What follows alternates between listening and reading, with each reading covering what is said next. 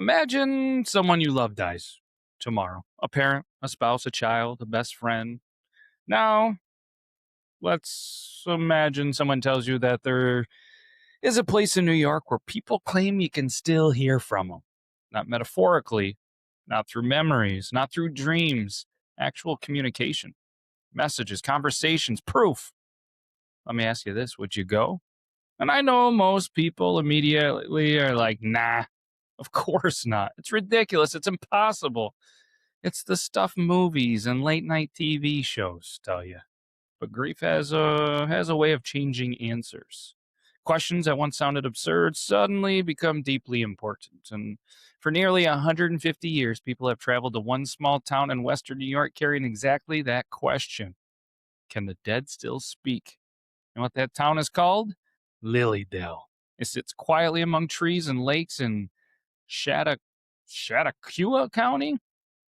Yeah, I probably said that right. From the outside, it looks peaceful, Victorian cottages, narrow roads, porches, old growth trees, the kind of place that you might accidentally drive past without giving it a second thought. But for generations, people have traveled from around the world to reach this tiny community. Not for amusement parks or not for beaches, not even for shopping. They come for something pretty tough to find: a message, a sign of connection, one final conversation. And that raises a fascinating question.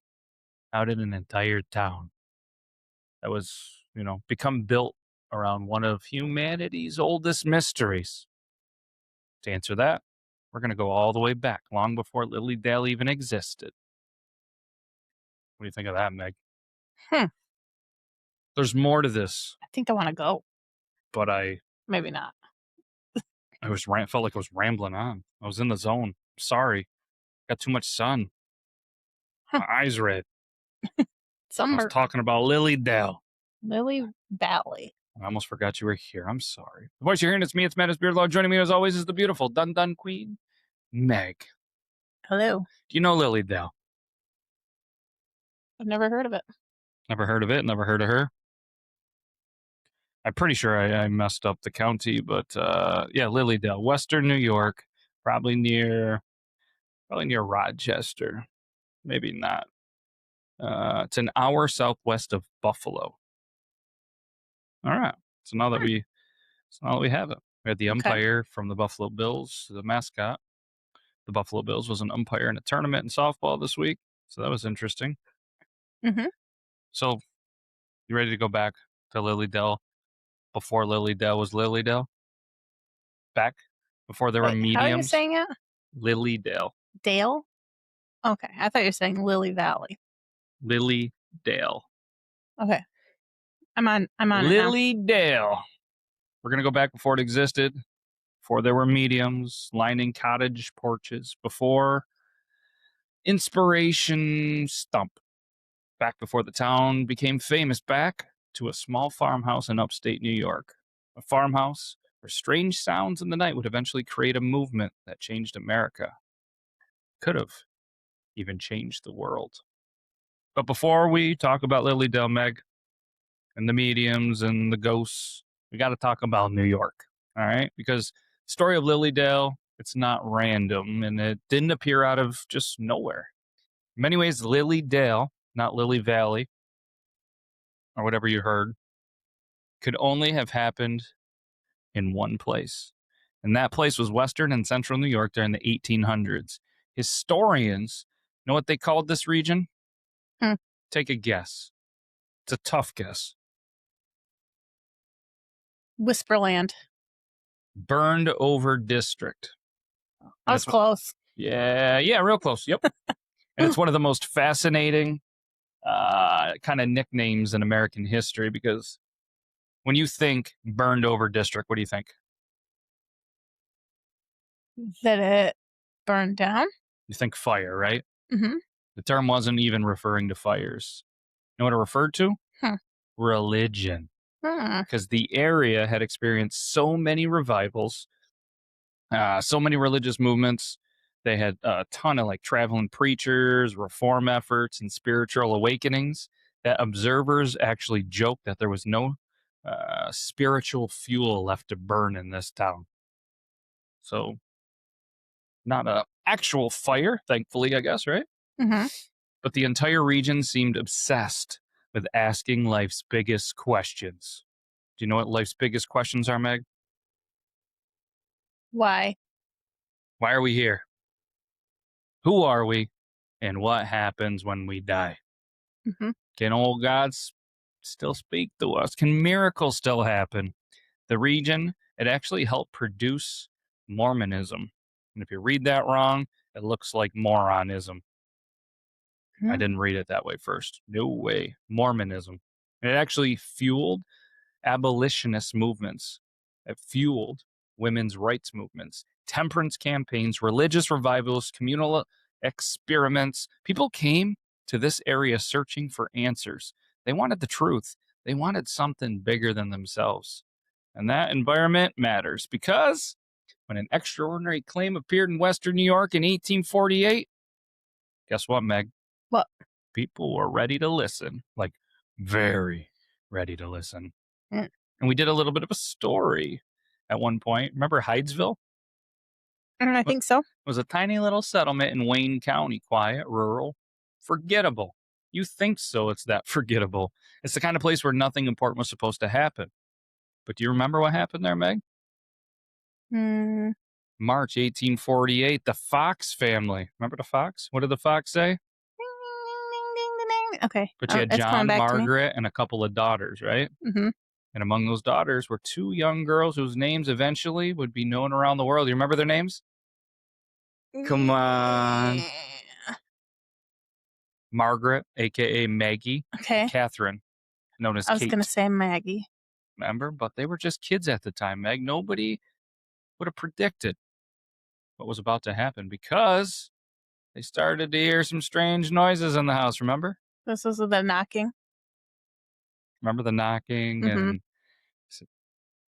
random, and then it was scratching, then it was Mm-hmm. tapping, then the sounds appeared to move around the house, the walls, the floors, the furniture. Mm-hmm. The noises seemed intentional, as almost like something was trying to communicate. Most families would probably just dismiss such sounds in 1848 because old houses make those noises, right? Right. Wood expands, wood contracts, wind creates strange noises. Fox family, they treated it different, didn't they? Mm-hmm. Then Kate, she said something changed everything. She actually challenged the source. The sounds were intelligent. Could they respond? Kate would snap her fingers. The knock supposedly answered. She'd snap again. The knocks answered again. So the family began to ask some questions. The sounds responded through a series of coded knocks: one knock, two knocks, three knocks, numbers, letters, messages. Or at least what appeared to be messages. Because it Mm-hmm. wasn't just a strange noise anymore. It appeared to be communication. Once that idea entered the room, nothing was the same, right? Mm-hmm. The story, it spread quickly, at first among neighbors, then the region, then far beyond. According to the accounts from time, the Fox family believed that they were actually communicating with the spirit of a murdered peddler. Not like a bike guy, right? Right. Okay. It was a man who supposedly was killed inside the house. Residents became pretty fascinated. First, it was a visitor or two, then it was a crowd. People wanted to witness this kind of phenomenon for themselves. I mean, imagine 1848. You had no internet, no YouTube, no TV, no radio. Then these two young girls appear capable of communicating with the dead. Huh. So, of course, people came. Why wouldn't they, right? Right. The crowds kept getting bigger. And every visitor, the story got bigger. The knocks became evidence. The girls became celebrities. What started as a local curiosity began evolving to something much bigger. Something neither the Fox family nor anyone else could really control because people, they weren't just interested in the knocks. They wanted to know what the knocks represented. They wanted to believe in it, right? The proof, or at least the possibility of it. Proof that death wasn't the end. Proof that loved ones existed. Proof that communication might still be possible. I mean, it's a pretty powerful idea, isn't it? Mm-hmm. Even today, if you were able to chase that truth today, sure, there's some people you'd want to talk to. I know some people I'd want to talk to. But imagine how powerful it would have been in 1840s. Right. I mean, disease was pretty common back then. Fortunately, child mortality was pretty high, and Mm-hmm. our life expectancy back then was a lot shorter. I Right. mean, pretty much everybody lost somebody then. So the possibility of hearing from that person was pretty Right. fascinating. It was almost comforting, huh? Mm-hmm. And comfort tends to spread quickly. So within just a few years, spiritualism actually exploded. Not slowly, not gradually, like it took off. Public demonstrations appeared, and, then the old mediums emerged across the country. Seances, they became fashionable newspaper covered phenomenon. Lectures attracted huge crowds. Entire communities embraced the movement. You know why, Meg? Why? People wanted answers. And I guess spiritualism, it offered it. And unlike traditional religion, spiritualism, it claimed something unique. It didn't ask people to wait until death for answers. It actually claimed communication could happen now, immediately, directly. That movement attracted believers from all walks of life, from farmers to teachers, business owners, politicians, writers, scientists. Some people were convinced. Others were probably pretty curious, huh? Mm-hmm. And some were probably pretty skeptical. And there's even rumors that people would show up skeptical and they would leave converted. Not like a convertible, you know what I mean? But like converted. Others, they arrived believing and left disappointed. But regardless of the conclusions, everyone seemed to have an opinion, Meg. And that movement spread far beyond America. Because you know who else embraced it? Hmm. Europe.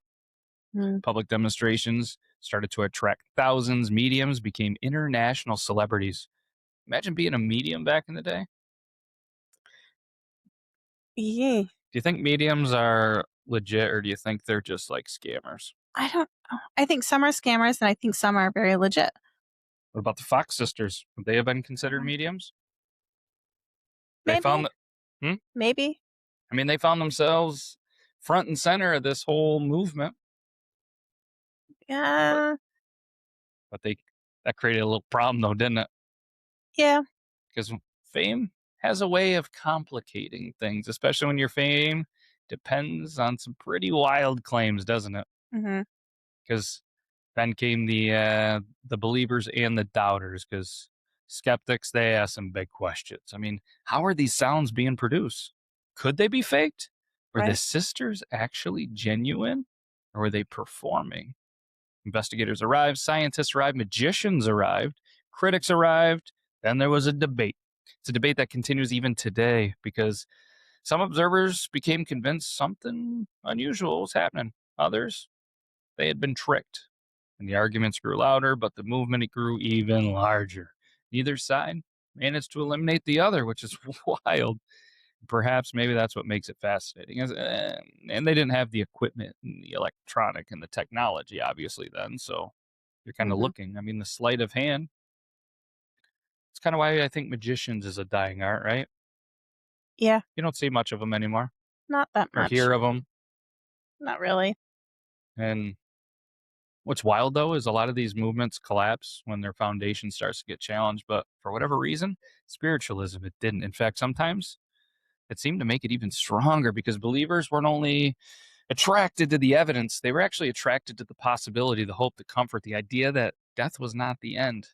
And hope is incredibly difficult to disprove, isn't it? Mm-hmm. Well, decades later, the story took a turn, didn't it? Because 1888, old Maggie Fox confessed something, didn't she, Meg? Mm-hmm. Do you remember what she claimed? That the old Rappins, That it was them the whole time. yeah, it was produced by physical means. There was no ghosts, there was no spirits, there was no supernatural communication. The sounds were created. For skeptics, they were like, case closed, mystery solved, movement exposed. Except it wasn't, Meg, because something unexpected happened. Spiritualism survived. Not only survived, it continued to grow. And then, you know what Maggie did? She recanted the confession. I was gonna say, I wondered if they just got sick of having so much attention on them, so they took it back. Yeah. Just to get eyes off them. Bless Yeah, no. And then when she recanted the old confession, Meg, guess what? Everybody was pretty confused. Which statement was actually true? The confession, the recant statement, Was a little of each? Was neither, like you kind of thought? Even today, historians are still debating the story. But that's when Lilydale becomes important, Meg. I know it was a slow build to get there Okay. because by this point, the movement had already become much bigger than the Fox sisters. They were just a part of it. And we did that episode before. Hopefully you guys didn't turn it off because you were like, oh, they're just telling the same story. No, no, no. It's building because the seed had already been planted. The tree was already growing because the movement, it didn't belong to the two sisters. It belonged to thousands of believers. Some of those believers, they had a little bit of an idea, Meg. What if they created a place specifically for spiritualism? A place where they could get together, they could learn, teach, practice, and build a community. The idea would eventually create one of the most unusual towns in America. It's a town full of mediums, Mediums and just people that. psychics. But before it became Lilydale, it was simply just a summer camp beside a lake. And that's where the story heads next because, well, there was a couple of mysterious knocks in a farmhouse, a couple of young girls, one extraordinary claim. It should have ended. But it sure didn't. Now we got a camp on a lake. We're going to go to Casa Daga Lake, the birth of Lilydale itself. I mean, there's going to be a bunch of cottages. There's going to be a lake and spiritualism. But, I mean, most people, did you hear Lilydale before this? Like, if I No. was to hand you a map and say, just point to Lilydale, you couldn't, right? No. But what if I was to able to point to a little tiny spot in Western New York and say that people traveled all over the world to hear messages from the dead? How would you react? I think I'd believe it. Would you be like, let's go? Sounds kind of fun. How far do you think Lilydale is from us? From us? Yeah. 5.5 hours. 6 hours. 5 hours, 8 minutes. That's too far. I don't want to go anymore. But imagine, we do, right? Mhm. And you drive through the gates and they say the joke doesn't feel quite funny anymore because it's not because it's scary, not because it's haunted, because it's real. That's what catches most visitors off guard. Lilydale, it's not a story, it's not a TV set, it's not a Halloween attraction, it's an actual community. People live there. Kids grow up here. I mean, families spent generations here. Neighbors, they know each other. Porches filled during summer evenings. Flowers, they bloom in the front yards. Dogs are barking. Lawns are being mowed. Life happens. Yet woven into the ordinary small town existence is something wild. Mediums, messages, spiritual healing, public demonstrations of spirit communication, and thousands of people that are carrying questions that refuse to die. Questions about death, about loss, about people they miss. And these questions is exactly what built this place. So can you only live there if you're a medium? I don't think, no, I mean, Or is it just like majority? Back heavily then, populated. I mean, now it's much different than it was, obviously, back then. I can't. If a house is for sale, they can't not let you buy it because you're not a medium, you know. But before it was Lilydale, it was just a big, beautiful piece of land, man. Shores of the lake, wood, peaceful, remote enough to feel separate from the world. The late 1800s, the spiritualists, they needed a gathering place. So camp meetings were common during the era, right? They would get together during summer months because, let's be honest, any winter in New York, let alone Western, with lake effects, sucks. Mm-hmm. But a place they were looking for really wanted to, defend their beliefs every single day. A place where they could gather among like-minded people. 1879, the Casadega Lake Free Association was formed. First, it was just tents and temporary structures, seasonal gatherings, places that probably only sold ice cream in the summertime, never in the winter. We're not sure why, right? Inside jokes are funny. But either way, it started to be a community, a destination, then eventually a town. Unlike, other spiritualist camps, a lot of those disappeared. Lilydale just kept growing. But one cottage became several. Several became dozens. Dozens became hundreds. People returned year after year. Families, they would pass the cottages down through generations. The movement planted roots. Today, if you walk through Lilydale during its pretty active season, you're going to know something immediately, Meg. The town feels different. Not like creepy, but different. Because there's signs hanging from the porches. medium, spiritual healing, private readings, message services. Try to explain that to somebody in 1880, let alone trying to explain it to somebody today. What would have been harder, then or now? Probably then. And then you had an entire town where those signs just are normal. The roads are lined with cottages, many of them Victorian, some look frozen in time. Painted trim front porches, narrow walkways, towering trees overhead. No big attractions, right? No neon signs, no haunted house gimmicks. Lilydale's peaceful because a lot of people that arrive, they want something spooky. That's not what it's about, right? So who do you think comes to Lilydale? I feel like this might be the most understood part of the story. Mm. Grieving mothers. Yeah, not people looking for ghosts though, right? You don't get that vibe because I feel like a lot of people do. No, Like you said, not at that time, I don't think. no, I think people they're looking for like a mother, a father, a husband, a wife, a sibling, a kid, a friend, right? So think about it. Multiple family members. Yeah, yeah. I mean, the average visitor, they're not there to like record for a paranormal YouTube Right. video or anything. They're carrying a loss. They're upset. They're devastated. A woman might show up because her husband died a couple of years ago. A father arrives because his daughter never got a chance to grow up. Someone is arriving just carrying guilt, right? Maybe they didn't get a chance to say goodbye. Maybe they left something unsaid. Maybe they simply just missed hearing a familiar voice, right? But then they hear about Lilydale, a town where communication is possible, a town where someone might know something that they shouldn't know, right? A town where hope still lives. Maybe it's hope filled, with other questions that arrive and, whatever. But the motivation I feel like is deeply human. When AI is taking over the world, Hmm. might be decent to have a potential deeply human motivation, right? Hmm. But if Lilydale had celebrities, guess who they are? Kate and Maggie. Well, I just was thinking mediums. You've Oh. guessed mediums almost every time. This one got you. Well, they are. I I mean, thought they are maybe for like sure. they were like the role models that these people set their standards to.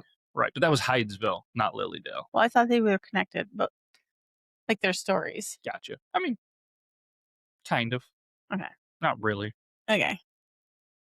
I mean, anyways, Lilydale had celebrities. What would they be? You Mediums. nailed it. You're so good at this. And the word means different things to people, right? To skeptics, a medium is a performer. But, they're just people that can read people. They're a skilled observer. They're somebody that's using psychology. But to believers, a medium is something different, right? Hmm. A messenger, a bridge, someone capable of receiving communication from the other side, right? Hmm.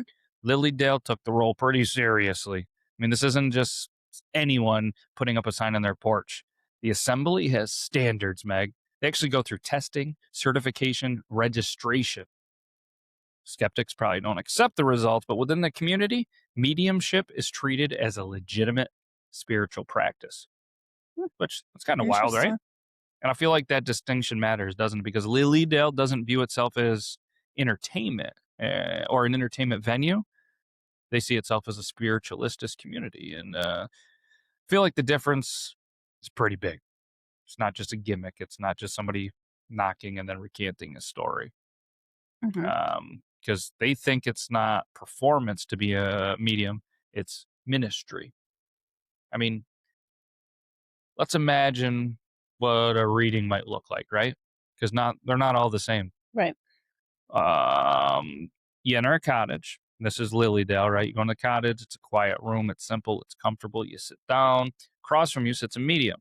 Maybe you've never done it before. Maybe you've been waiting for years. Maybe even your hands are a little sweaty and shaken. Maybe you're skeptical. Maybe you're hopeful. Maybe you're both, right? So the reading begins, Meg. The medium describes impressions, names, relationships, images, personalities. Sometimes people nod. Sometimes they cry. But sometimes it just nothing connects.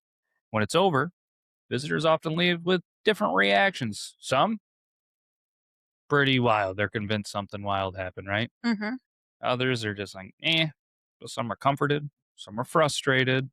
But regardless, one question remains. What exactly happened in that room? And that question keeps Lily Dell alive, doesn't it? Mm-hmm. And if there's one place, Meg, that symbolizes Lily Dale, it's the inspiration stump. Hmm. So imagine walking through the woods, right? Mm-hmm. It's not a dark forest. It's not a horror movie forest. It's just an old growth grove filled with towering trees. Some of these are actually older than the Civil War. The sounds of the town, they're fading as you're going through the woods. The air cools beneath the canopy, the sunlight filters through leaves, rows of benches appear. People gather quietly. Some are holding photos, some sit with folded hands, others, they just stare ahead, waiting. Then, guess what steps forward, or who? Hmm. A medium. What's your favorite kind of chicken wings? I'm not gonna answer because it's not what you want me to say. How do you like your steak cooked? Median. No, you don't. Kinda. Kinda. Anyways, the medium steps forward. The service begins.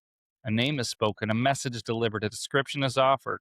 So the medium scans the audience, looking for a person that it belongs to. Guess what? Sometimes somebody raises a hand. That's inspiration stump. One of the most unique places in America, huh? Mm-hmm. Not because it proves anything, not because it settles the debate, but it represents hope and pursuit of just happiness, I guess, right? That hope that someone is listening, the hope that someone still remembers, the hope that death is not silence.